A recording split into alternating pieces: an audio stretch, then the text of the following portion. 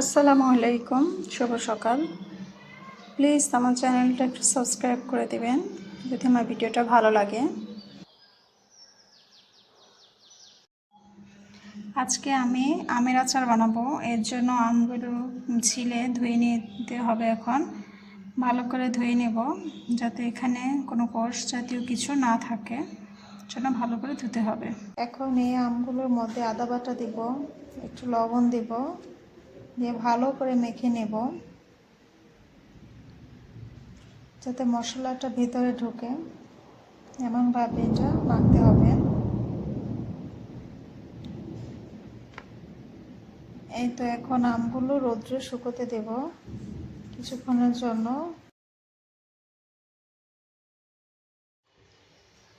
এই তো আচার বানানোর জন্য এই পাঁচফোড়নটা কিনে এনেছি।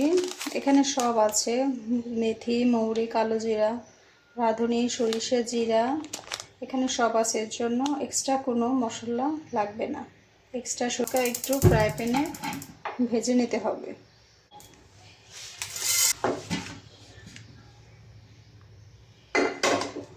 এখানে কালো জিরা, সরিষা, মৌরি সব আছে।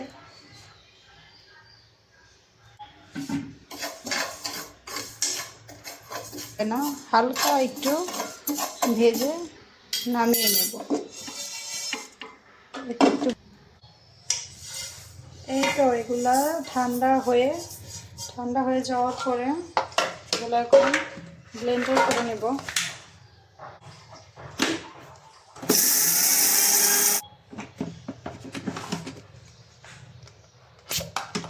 এই তো পাঁচফোড়নগুলো ব্লেন্ডার করে নিলাম। এগুলো শুকিয়ে নিয়েছি রোদে।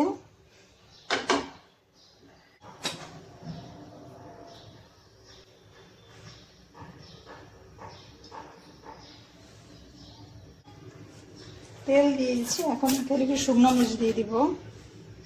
শুকনো মরিচ দেওয়ার পরে এখন যে আমগুলো শুকিয়ে রেখেছিলাম ওগুলো দিয়ে দিব।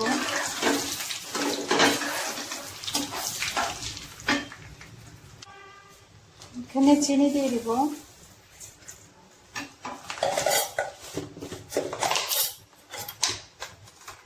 লবণ দিব, একটু শুকনো মরিচের গুঁড়ো দিব।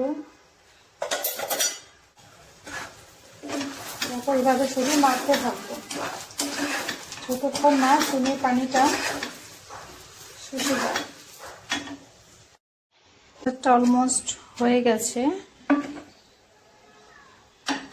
এখন ওই যে পাঁচফোড়নটা আমি ভেজে রেখেছিলাম ব্লেন্ডার করে, এটা দিয়ে দিব।